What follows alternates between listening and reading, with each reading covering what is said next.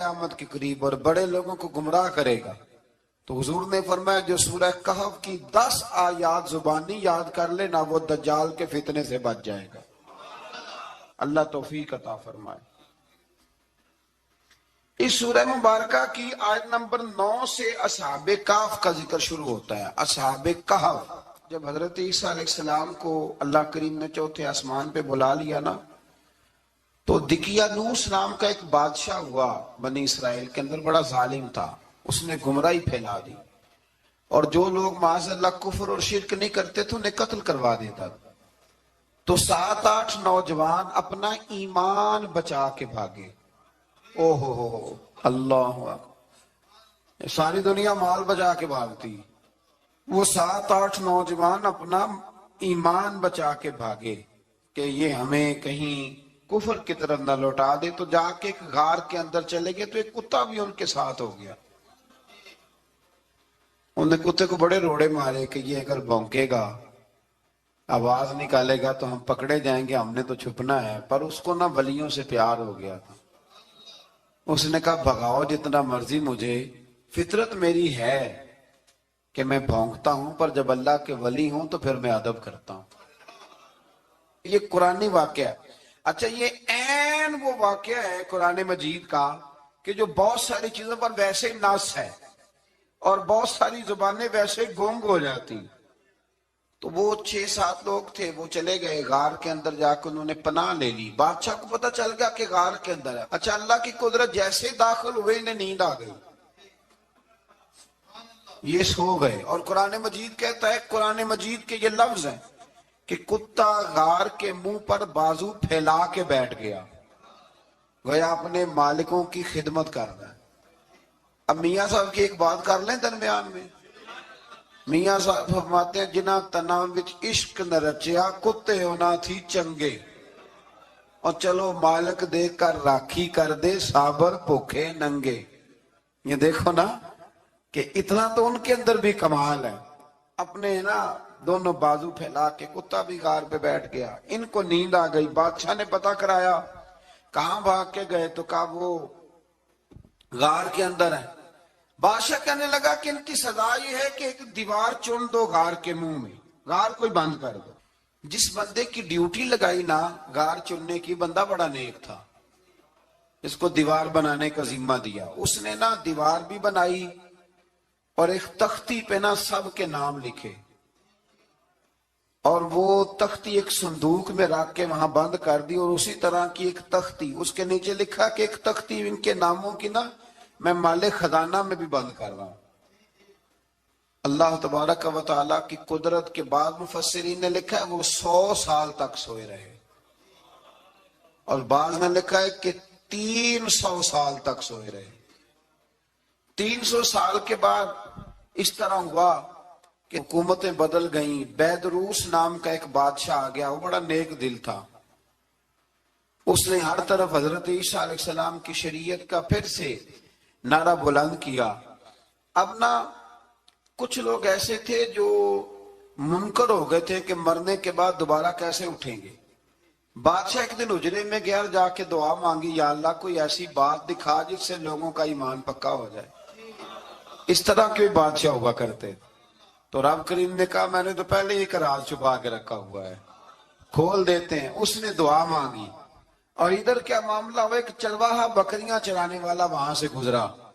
اس نے سوچا یہ دیوار ہے، اگر اس کا منہ کھول لوں نا کبھی تو میری بکریاں یہاں تھوڑا سا دھوپ کے اندر سستا لیا کریں گی۔ اس چرواہے نے کیا کیا کہ اس نے وہ دیوار گرائی تاکہ میری بکریاں اندر جایا کریں۔ وہ دیوار گرائی تو اس نے اندر 6-7 لوگ سوئے ہوئے دیکھے، اور کتا بھی سویا ہوا دیکھا۔ اللہ تبارک و تعالیٰ اپنی قدرت سے، اپنے فضل سے ان کی کروٹیں بھی بدلتا رہا۔ اپنی قدرت سے ایک طرف انسان پڑا رہے نا تو اعضاء گل جاتے ہیں، ان کی کروٹیں بھی بدلی جاتی، مناسب روشنی بھی دی جاتی، حرارت بھی۔ اس نے دیوار گرائی تو ان کی آنکھ کھل گئی، ایک دوسرے سے کہنے لگے آج تو بڑی گہری نیند سوئے ہیں یار، آج تو لمبی نیند پوری کر لی، چلو بھوک بڑی لگی ہے ایک دوست کو بھیجو۔ یہ سارا واقعہ قرآن مجید میں موجود ہے، میں اپنے لفظوں میں بیان کر رہا ہوں۔ جاؤ ایک دوست کو بھیجو بازار سے نا کھانا لے آئے، پیسے وہی 300 سال پرانی کرنسی۔ وہ جب نان بھائی کی دکان پہ گیا نا سامان لینے، اس کو پیسے دیے تو نان بھائی نے ہاتھ پکڑ لیا، کہنے لگا میاں تو کدھر سے آیا، یہ کون سے پیسے؟ اس نے کہا پیسے کاہے کہ میں بھی سوچ رہا ہوں کہ حالات بدلے ہیں، سارے حضرت عیسیٰ کا کلمہ پڑھ رہے ہیں، ماحول اور ہے۔ اس نے کہا تیرے ہاتھ کوئی خزانہ لگ گیا ہے، یہ تو ہم نام سنتے تھے کہ یہاں کوئی دقیانوس نام کا بادشاہ رہے، کوئی خزانہ، بتا کہاں سے لیے؟ شور ہوا، حاکم شہر تک خبر پہنچی، بادشاہ تک پہنچی۔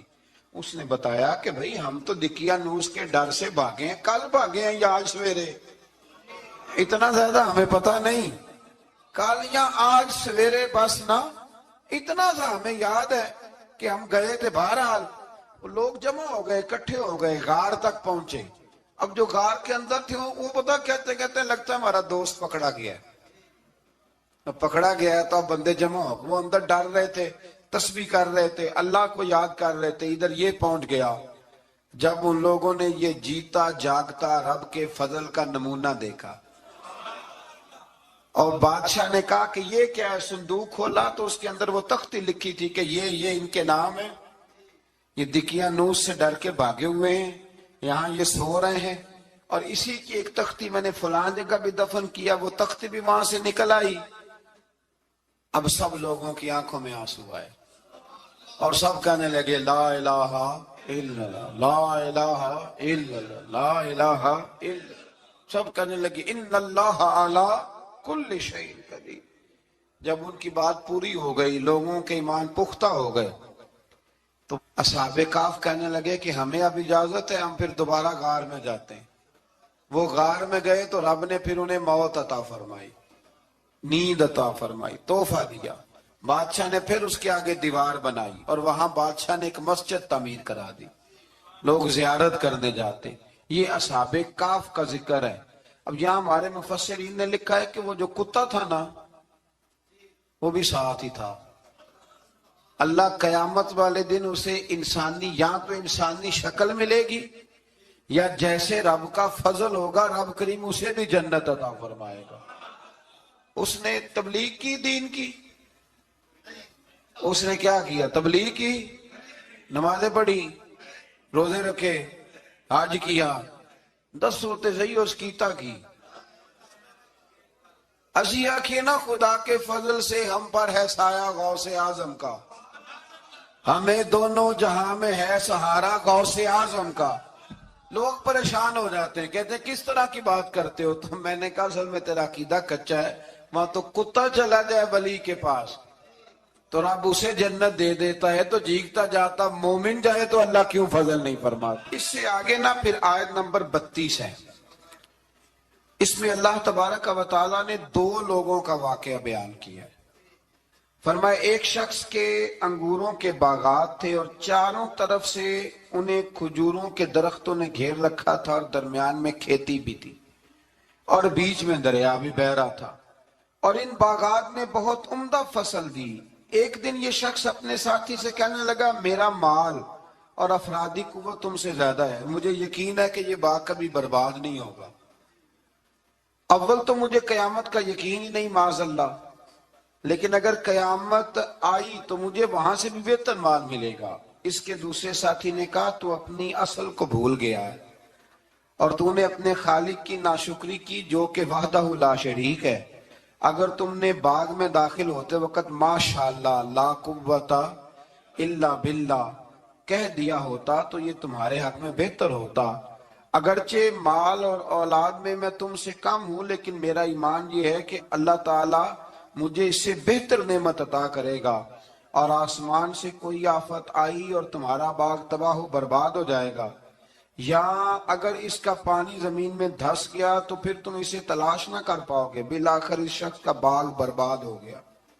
وہ جو کہتا تھا نا مجھے یقین نہیں قیامت نہیں آئے گی، اس کا باغ ہی، اور وہ کفِ افسوس ملتے ہوئے کہنے لگا کاش میں نے شرک نہ کیا ہوتا، لیکن پھر اس کا کوئی نہ مددگار تھا اور نہ حمایتی۔ آیت نمبر 45 میں اللہ تعالیٰ نے دنیا کی زندگی کی ناپائیداری کو ایک مثال سے بیان فرمایا کہ آسمان سے بارش نازل ہوئی، گھنا سبزہ نکلا، پھر وہ سوکھ کر چورا چورا ہو گیا، جسے ہوا اڑا کے لے گئی۔ مال اور بیٹے تو محض جیتی دنیا کا سنگار ہے، جب تک تم زندہ ہو تب تک مال بھی ہیں اور بیٹے بھی ہیں۔ والباقیات الصالحات، اگر کچھ ہے باقی رہے گی تو تمہارے اچھے اعمال باقی رہیں گے، اور اگر اولاد نیک ہوئی تو وہ بھی باقیات الصالحات میں شامل ہو جائے گی۔